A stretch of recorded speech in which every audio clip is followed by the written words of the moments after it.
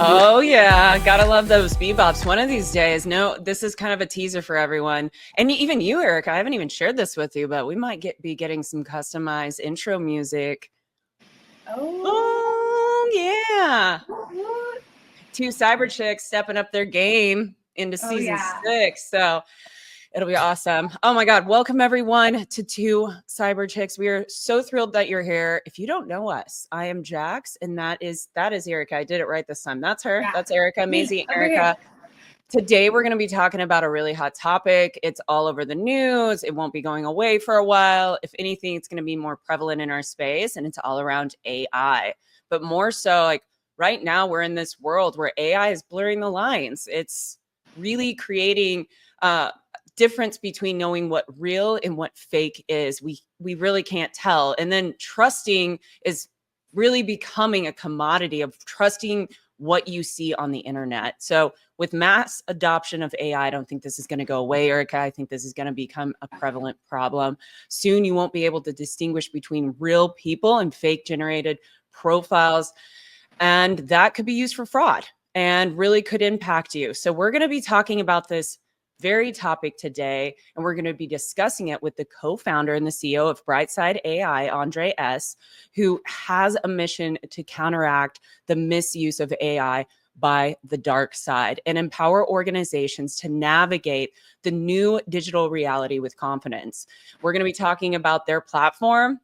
It's called BrightSide AI, how they harness the power of AI for good, and how they offer a cutting edge cybersecurity platform that protects businesses and their teams for advanced social engineering attacks, which are becoming so prevalent. Also, Andre's background is in electronics, computer science, and machine learning, which has shaped his journey for establishing BrightSide AI. He is committed to restoring trust in the digital age, which we so need, by doing one secure connection at a time. Also, we'd like to add that BrightSide AI is our sponsor for episode 3. Woo! So thank you so much for sponsoring this. And without further ado, let's get Andrey on the show. Let's go.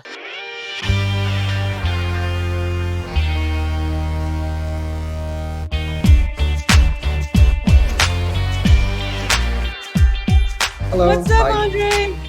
Welcome to the Welcome. party. Thank you. Thank you We're for having me. excited. Oh yeah. This is a hot topic. Woo. Yeah. Before we dive in, you to just take a moment, because I barely touched on what BrightSide AI is and what you do. Can you give us like your 30-second elevator spiel of what is BrightSide AI? I can maybe tell about how we started and why we're doing this. So we saw about 2 years ago that there is a mass adoption of AI, especially open source models, and for us it was obvious that this is a recipe for mass AI fraud. So what we've designed and what we're building is essentially a product that helps each employee to manage their digital footprint so that it cannot be used for very targeted social engineering attacks. And we're building this companion for both the employer and the employee to basically provide both of them value. For the employer, it's security of the business, and for the employee, it's their privacy and safety, their personal safety as well. So that's what BrightSide is.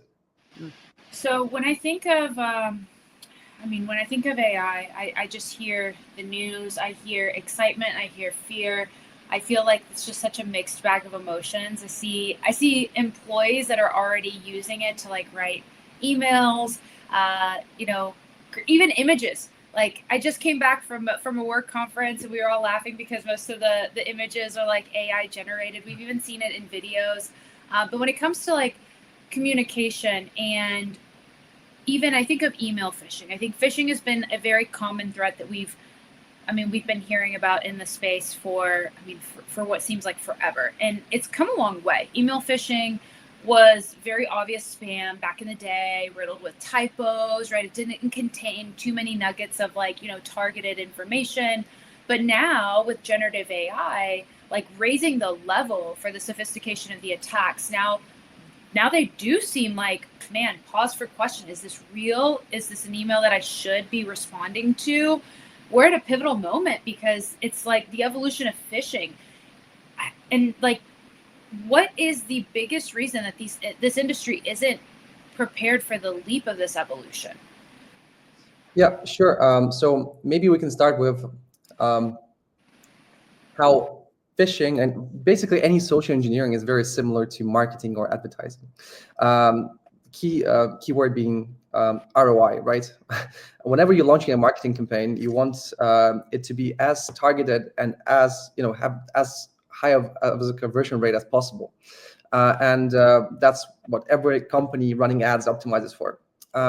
And why is there such a big market for data, for people's data, right? And there's big tech which is just harvesting all this data, is because they can really make the ROI of your ad campaign better by tailoring the audience. And now also a lot of companies are using Gen AI to tailor the message. So by looking at properties that people have, we can basically tailor each message individually.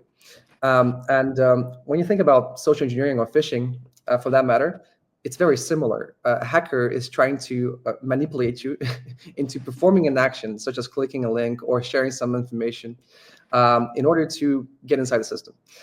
So in the same way that the whole industry right now is adopting Gen AI for marketing optimization, it can be said the same about cyber, about hackers adopting Gen AI to automate this whole pipeline and make the conversion rate much higher. There are a couple of figures, people say that, and the report saying that spear phishing, so targeted phishing, is about 3 times more effective than regular phishing. And we yet have to see the reports on deepfakes.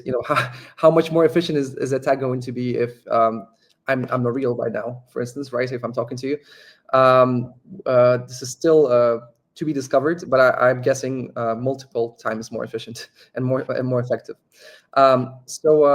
The reason I think that the cyber industry is not yet prepared for this threat, especially in social engineering, so in human errors, is because I see that a lot of the cyber market is focused on the things that CISOs, they're focused on the things that they can control. They usually have a technical background, and they're focused on infrastructure, on endpoint security.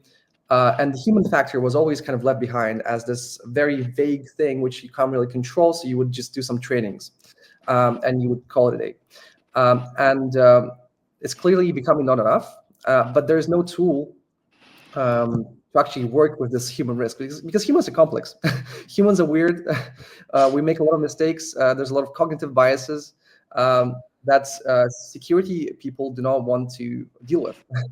Thus, they usually outsource all of this risk to training. Essentially, this approach is being challenged, since if you look at you can always depict it as a marketing funnel. So you would have, you'll start with social engineering. A lot of times attacks start with social engineering, 80-90% of attacks. And then you would see what leads converted from this kind of initial channel, and try to, I don't know, get them to let you inside the system, share some sensitive details for further social engineering, etc. Essentially, no one really controls this stuff funnel. And what makes matters worse is in a post-COVID world, with bring your own device policies. A lot of people right now, especially in mid-sized businesses or SMEs, they're working from home, from their personal devices. They might communicate on WhatsApp and Slack and Signal, all the other messages. You don't end up controlling this whole infrastructure as much as you did before. People nowadays a lot of times don't have a personal device and a work device. They have it all integrated. Thus, you have to really pay much more attention to the human factor than ever before. And I feel like it's still being ignored a little bit, but we want to essentially build a tool that can help you understand, measure, right, confirm this risk, and actually control this risk by having by giving the value to your employees as well. Yeah, human factor is really that weak link. It always has been the weakest link. Like it's still at the height of, like, I think it's 90% of breaches occur because of somebody clicking on something inappropriately. And what's scary is that with AI, we're seeing that these attacks are becoming more sophisticated. They're also becoming cheaper for the adversaries to utilize AI to generate more like a mass attack in a way, and also more accessible. And one of the things that got recently was announced a few weeks ago is DeepSeek, which is proving to say, AI services for even cheaper than what we initially knew about with like OpenAI. So this is going to continue. We're going to continue to see this. We're going to continue to see competitors coming out with better and better ways of utilizing AI with a cheaper price tag to go along with it. Do you think, with knowing all of that, do you think that existing corporations and the defenses that they have now around like cybersecurity awareness, AI awareness are enough? Or do you think that we need to completely rethink our strategies, especially when personal privacy and security are becoming critical parts of B2B protection? What do you think organizations should be doing? Well, I think in cybersecurity, so it's never enough. Everyone says it, right? Everyone wants to sell you something. But I believe there's, like, if you look at the proportion of risk versus how much people are doing to alleviate this risk, I think the human factor is really underrated. And you talked about DeepSeek. I actually have DeepSeek running on my laptop locally right now. In its uncensored version, meaning that it does not have refusal, meaning that I can write fraud with this model without having any gatekeepers stop me. So I don't need to ask AWS, I don't need to ask Apple, whatever. It's running locally on my machine, and it's very powerful. Probably on a higher level than GPT-4o. So that's just an example of what instruments hackers have right now, if they really wanted to scale the attacks. And you're right saying that it's all about scale and automation. What's important to note is that it's not only on the generator side that we can customize things and make things scalable. It's also on the data retrieval side. So if you think about the internet, right, it's just a huge junkyard of data, and you have search engines to make sense of this junkyard. But then you have certain tools, open source intelligence tools, which were traditionally used by private investigators to search for data they need for, I don't know, KYC, whatever it is. Now those tools are also automatable, like you can automate them, and they're also accessible to hackers. So this whole data retrieval thing is also becoming very cheap and very scalable. So I think this is a huge, as we said, we can use this data to customize the attack, and this is a huge problem for the organizations. So I think that answering your question, traditional awareness training in a sandbox is outdated. We have to put this training in context, and I think also that we have to give solutions. Traditional awareness training, usually it's we tell people not to click on links and don't do this and don't do that. How effective is it really? Like, can we not maybe have a very tailored approach? At least that's what we were trying to do, and explain to each person individually, like a good security advisor would, of what they can do to protect their posture in order to protect their organization and themselves. So maybe it's a mix of, because I mean, we've all seen like the policies, like, hey, walk through this policy, do the acknowledgement, and that's it. And maybe it's not just that, or just the video of, hey, here's some common things that could happen, where people just click, click, click, click, click. I'm done with my training, off my back for the next year. Maybe it's the more targeted campaigns where each individual is getting customized emails, and maybe their manager or function of talent and development is getting the roll up result of who clicked where. Maybe there's a culture of reporting these things, and then there's some data to maybe drive more targeted training.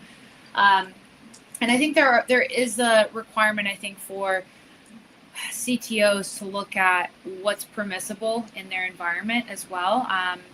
What can they download? Do we need to block certain things in use, right? There has to be some kind of organizational controls being driven rather than just, policy level controls. I think we're in a very unique position right now where organizations have so many threats. It's causing us to kind of like rethink. And right now it's scary because it's new. So it's taking a lot of action. But I think it's going to be just a constant like learning, trial and error. But being, I think, aware of the threats and how they're being used to exploit others is like step one. We're going to pause for a quick word from our sponsors, and then we're going to dive into some more questions. Cyber Chicks is all about demystifying cybersecurity, no tech jargon, just real talk. We also want to thank ThreatLocker for being our season 6 sponsor. Do zero-day exploits and supply chain attacks keep you up at night? But worry no more. You can harden your security with ThreatLocker. Worldwide, companies like JetBlue trust ThreatLocker to secure their data and keep their business operations flying high. ThreatLocker takes a deny-by-default approach to cybersecurity and provides a full audit of every action allowed or blocked for risk management and compliance. Onboarding and operation is fully supported by their US-based Cyber Heroes support team. Get a free 30-day trial and learn more about how ThreatLocker can help prevent ransomware and ensure compliance. Visit threatlocker.com. Your approach involves showing people how hackers could exploit personal data, real personal data. So not just corporate email addresses. This isn't just, from a organizational standpoint, because we were just talking about how it impacts companies. But now looking at like us day to day, any listeners here that's like, hey, it's my sensitive data. So why is it this hands-on demonstration so critical, and how does it move the needle beyond just traditional phishing awareness training? Yeah, I think what's important and what we really value in our approach is we're trying to provide a value for the employee. If you think about it, most cybersecurity solutions are a pain for employees in general. They're stopping them from doing something that they are, they have to do in their work routine. It's locking them out of certain, files, and it's always a pain for them. And what we are providing is a value for them, for their safety and their privacy. So we clearly have like two value propositions, as we call them in startups, two different values for different stakeholders. So one value for the organization and one value for the employee. We really like to think of BrightSide like a consultant, like a very expensive security advisor coming in to the company and going over, with every board member or with every C-level person, digging deep into their digital footprints, thinking, okay, what risk can this pose to them in the future? How can we work with those risks and actually doing something with those risks? The way we do it is we take this service, which is usually very expensive. Like you can hire security consultants that would go in and advise your board, and we convert it into a product. So we make a product that people can use and scale. We can scale it in 5 minutes to 10,000 people. And in this way, every single employee will have a tailored approach, and we will not just give you certain key points once. We will continue looking for more threats and continue working with you as long as you use BrightSide, essentially. BrightSide's never going to go away, is basically what you're saying. If anything, you're going to grow with the threatscape. Well, if you think about it also like in the history context, so let's talk about email filters. So before you had email, there was no problem. Then you started having email and other communication channels, and you started having spam or fraud or social engineering attacks. Then you had companies building email filters. So how can we get the most amount of junk out of the inbox? We can look at the spelling mistakes, so at semantics. We can do some NLP, natural language processing, etc. And then some junk still went through. Like some junk was of high quality, and it went into the inbox. So companies started doing awareness training. Why do we do awareness training? It's because an individual, has more context on their communication than the attacker. So you have more context about being acquainted with a certain individual from a conference that you went to last week. The attacker does not know that you know each other or you don't know each other. And problem now, so we got this awareness training as this complementary thing to the inbox filter. And the problem now is that the fraud generator is also has this context. So so the AI can go and dig the internet and find a lot of junk, which he can piece together and tailor an attack for you. So we believe that there has to be so we're building a new product category. We're building a new tool that complements your context and helps you distinguish, what's out there and what can be used against you, and what you do about it, and in order for the next attacker not to be able to access this information. Yeah, agreed. You gotta move with the times, and your defense posture has to constantly be evolving to meet the constantly changing threats. And I think with the maturity of AI right now and what we're seeing being rolled out with like DeepSeek, I think that is just the beginning. And we're gonna, because it's also, you're a CEO, you're a founder. It's a competitive space in the tech space. When somebody rolls out, it's like, okay, I've got to be better. Great opportunities come with their own set of vulnerabilities as well. So I think it's this is a good idea, Andrey. You actually ran a report for Erika and myself, and I actually brought mine up while you were talking. I would love to do kind of an on-the-spot review of it. If you're game for it, I can share the screen and we can just quickly kind of go through the report. So the viewers, sorry, listeners, if you're listening to this on podcast, you're going to have to go over to YouTube and check it out. But for any of the viewers, they can get an idea of kind of the data that they can get off of one of these reports and then kind of how they use it. So are you game for it? Sure. Yeah. All right, let's do this. Okay. I'm ready for it. Yeah. Okay, so this is like the main page from how I'm reading it. So this is mine. This is the main page with like the digital risk level. I'm showing high overall, but each area has kind of its own little footprint, own little of data, like use services, locations, social connections, data leaks, and then personal interest here. Yeah.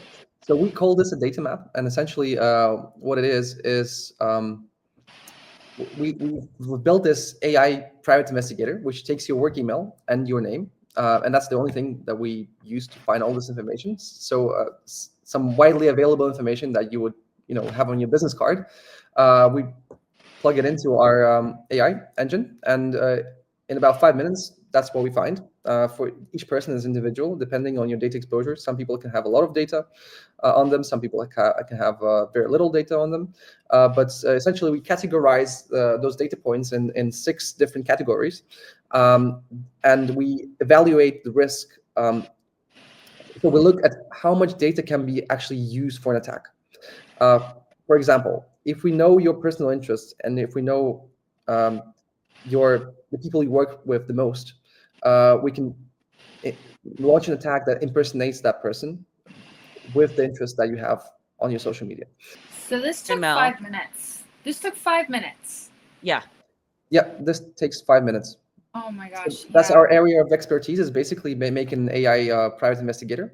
You would usually pay a private investigator to individually sit there for a day or two and find a lot of data about you. We can do it automatically. Yeah. And we can do it for every employee for the organization. And then, essentially you can click around. There's locations. We cover a couple of levels. So we cover the clear net, so what's out there right now. And by the way, this is all done live. So we're not using any cached services. Sometimes we can find cached versions of data on the darknet, but this is all done live. We have more than 200 methods to use to find information. And we also look at the darknet. So if we find a connection to the darknet, we can, for example, use the hashed password to find more information. So it's this recursive search algorithm which we developed that essentially acts like a private investigator because it makes a hypothesis. If you think about a PI, like the PI, like an experienced PI would make a hypothesis every time he goes down a thread. Where should I search next? And we've developed this system that can generate hypotheses and test those hypotheses. And it takes 5 minutes to test hundreds or thousands of hypotheses about you. And then whenever it finds a piece of information about you, it takes it as a reference and keeps going. Wild. All right. So that's the homepage for everyone. What's this phishing right here? What would this do and help like be utilized to help somebody as far as generating phishing emails, I'm guessing? Sure, yeah. So you can just click on exclusive webinar registration confirmation, or Yep. yeah, it's just a Perfect. demo. It was built for you to see how this data that we mined about you Mhm. can be used against you. So if you scroll down, there's like name, interest. So there's a bunch of data points that have been Yeah. automatically plugged in to our Mhm. offensive AI, which we're building. And it generated a tailored message for you, and you can press generate as much as you want, and it will generate a different message every single time. So there's absolutely no templates. This is AI spare phishing. I'm not sure if anyone has this automatic system yet, but essentially it's a automatic test machine that will take data points and generate new attack vectors for you. And sometimes we can even do multi-step attacks. So you can reply back to this email, and it will generate an answer to you again. So it's essentially AI red teaming for social engineering, which will just keep improving and keep evolving as we find more data points. And what's very important is that after each attack, so if you fall for an attack as an employee, we don't just say don't click on links. We actually deconstruct this attack, so you can see the data points, and we tell you exactly what you can do to cut off those connections and make this information less accessible to the future attackers. Yeah. So it's a constant consult approach with the employee. I mean, this is interesting, and a lot of the community knows Neil Bridges, so it's like it's realistic to get Neil Bridges sending me a meeting invite, and it obviously I would text him and be like, "Hey, did you really actually send me a Teams meeting invite?" I mean, and we talk all the time, so it totally makes sense here. Yeah, this is kind of terrifying, but I love it. I think this actually does a great job of showing what attackers can utilize. All right, I will remove that. I think that's I don't know how you feel about that, Erika, because I know you did a I'm report. freaking out. I'm freaking out, guys. I just ran my report, and I'm critical for data leaks. I'm high for personal information, high for locations. Everything else is at medium. So, like, there's nothing in the low. So I look at this report, and I'm immediately like, WTF, Andrey, what do I do? I mean, and this is just on one email, right? I'm thinking if I ran it with, most of us have more than one email. So if I run this thing with more email addresses, more things are going to come up. So, okay, first initial reaction is like, okay, this is scary. Second reaction is, what do I do about it? So what can I do with this information? Like, what is the next step? How do I clean things up? We have right now designed a new version 2.0. So right now what you saw is the report, and now the product has goals integrated inside of it. Depending on what your situation is and how present or how much you would like to clean up, we would give you actions for each data point. A lot of things can actually be solved with very simple measures. A lot of data that you saw, especially in data leak category, is because your work email is associated, so we can find connections with your private email, which you might have used for a long time, and it accumulated a lot of data leaks on this email. So there are different ways that we can advise you to actually cut off this connection. One of the easiest ones is, get your private email off LinkedIn, or get them off data brokers, or sometimes our system also uses facial recognition, so we can find, for example, your Facebook account from looking at your LinkedIn account. Changing the profile picture is also a solution, so that it's much harder to find this link between personal and work life, or what you want to show and you don't want to show. And our app now has this built in, and depending on how much information you want to be shared about yourself, we will advise you different actions to take. Our goal is to really have this all automated. So we're working on a couple of new features. One of the new features is having this privacy and deletion process automated, meaning that you just say, yes, I want this link to disappear, and we will do it for you, either by using GDPR or privacy regulations, by talking to the DPO of the company, or by going into the settings of your different profiles and different accounts, and automatically making it optimal for privacy. So I gotta ask, in your personal opinion, because I hear a lot of, hey, AI is like such a game changer. I also hear a lot of people that are like, you know what, I've been in the industry long enough to say maybe this is just a fad. Some people don't really understand the hype. Some people are here for it. They think it's here to stay. How does this, what do you think about this debate? Is, are deepfakes a genuine threat that companies need to take seriously? Is AI just another headline grabber? What is your personal take? Because obviously, I mean, you're living it day in and day out more than I am. Yeah, so the demo you just saw, we actually built it more than a year ago. So that was our initial kind of POC to prove that we have a point. There is a potential for an automatic fraud machine that could spearfish everyone by knowing their work email. What we've already piloted is automatic voice phishing. So we can, the same way we find data about you, we can look for your voice samples.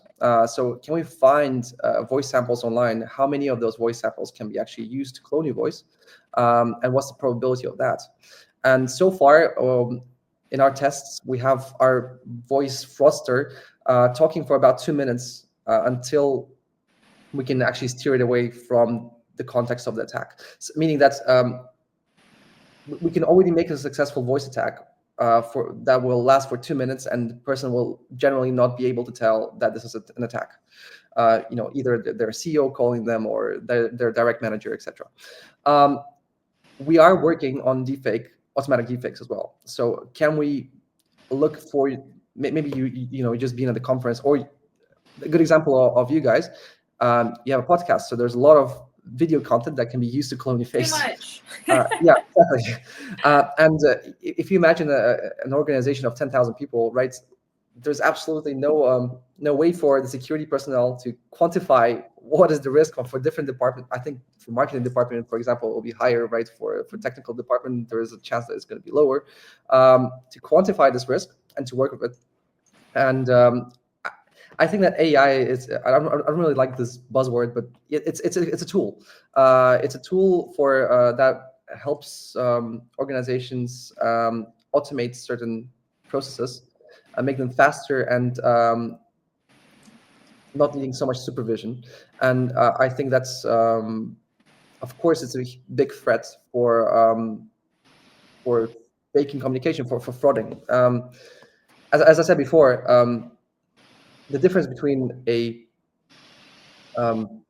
marketing email or a marketing call and a phishing email or a social engineering call is it's not so big. Like if you know the context of the person, if you know the relationship of a person that you're calling from, it will trick the minds of the victim to fall for the attack.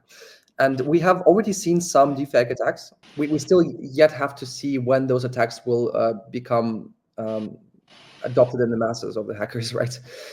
If you look at all those AI clone companies right now, there's a bunch of companies like HeyGen.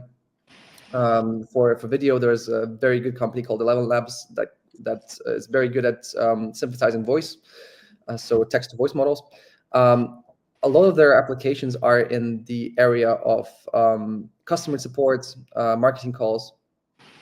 If you can make a very believable customer support rep, you could make a very believable fraudster attacker. So yeah, I think there are risks. I think that's they're not talked about much yet, but we'll probably see within the next couple of months some new attacks. And the reason I'm saying this is because we already saw some really capable open source models for text, and like spear phishing is a real risk right now. We are seeing some a new Chinese model came out just yesterday, which is synthesizing voice, which is open source. So you can also, I can run it on my computer right now that I'm speaking from. And I'd like to think about it that every year the quality of AI models and the cost of running them decreases by 4 times. So the quality becomes much better, and the cost of running them decreases by 4 times. So I would estimate that within the next year there would be some very good open source people generation models, and that's when this will be really adopted by hackers because you can run it without any gatekeepers. Yeah, it's scary. It's a lot to think about. It's a lot that we need to do to act now. Yeah, both individually and as organizations. Yeah. Andrey, thank you so much for sharing all this information with us. I think there's a lot here to unpack. There's a lot more that we could talk about for sure. But I mean, just as much as going in and running the simple report and figuring out what is the starting point and what do I need to do to start taking action, that and a lot of education. That is the biggest advice that I'm taking away from this conversation. Andrey, you have been awesome. If any of our listeners here or viewers are wanting to learn more about you, about BrightSide, where can they find you?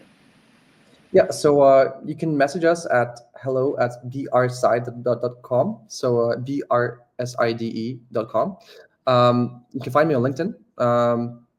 I do post there occasionally. I would like to do more of that when I have time. You can probably find us at the leading conferences such as RSA and Black Hat. So feel free to come to our booth and talk to us. Awesome. Well, thank you so much, Andrey. We'll catch you on the next one. Thank you. Bye-bye. Amazing. Jax, what are you going to do about your report? Oh man, the problem is I'm so forward facing that I've got to just be more cognizant with the data that I put out there. I think we all do. Because this is a huge eye opener, and at the end of the day, we can't remove. I mean, you could be like completely removed off the net, but that's very hard to do. So I think being more cognizant about it is important. I was gonna say too. I think for those of us that are active on like LinkedIn, there's certain information, data points that are never going to go away, right? Like seeing your connections, like you're still going to be connected to those people. Areas where we work, where we travel. Employers, what we studied, right? Like those data points are always going to be present. I feel like LinkedIn kind of, took that to the next level. But we can definitely be more mindful about other things and being just aware of data leaks and changing passwords. Yes. Passwords, right? I mean, MySpace was on my list. So like the data you put out is still out there. I know you probably don't even have a MySpace. No, it's fine. I don't. I deleted that a long time ago. So smart. Yes. Smart. Anyway, guys, to bring it back together, I know this has been a really, really eye-opening episode. We really, really appreciate Andrey, and thank you to BrightSide for being the episode 3 sponsor. Please check out their services. Go to brside.com. Simply Google BrightSide AI. Learn more. Run your report. Another, thank you goes to our season 6 sponsor, ThreatLocker. We're so excited that you're here, tuning in, hanging out with us, and we hope to bring you some really interesting content and guests the rest of this season. See you on the next one.